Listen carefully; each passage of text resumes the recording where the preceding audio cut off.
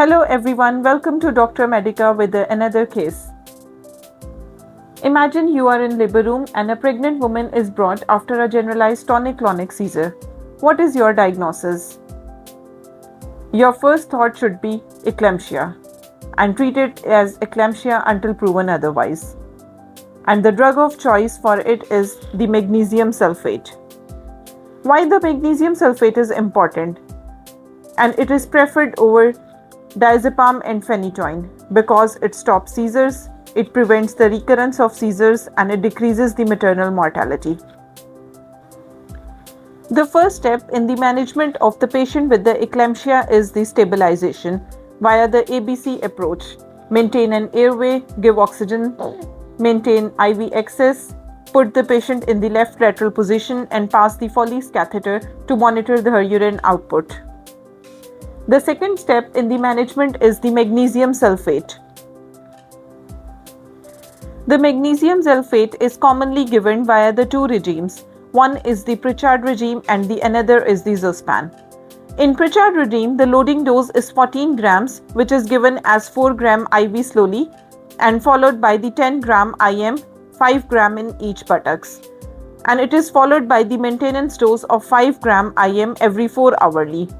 While in the Zospan regime, the loading dose is 4 gram IV, followed by the maintenance dose of 1 to 2 gram per hour in the infusion form. Always remember the 3 things to monitor. Respiratory rate should be greater than 12 per minute. The urine output should be greater than 25 to 30 ml per hour, and the reflexes should be present. If the patient develops loss of reflexes, respiratory depression or cardiac arrest, think magnesium sulfate toxicity. And what is the antidote for the magnesium sulfate toxicity? That is calcium gluconate. It is given as 10 ml of 10% calcium gluconate given IV slowly. So remember this simple rule: magnesium stops the fits, the monitoring prevents toxicity, and delivery is the definitive cure. The third step in the management of the patient with the eclampsia is BP control. If the blood pressure is greater than 160 by 110 millimeters of mercury, then the BP should be controlled via labetalol, hydralazine, or immediate release nifedipine. And the final step is the delivery of the baby.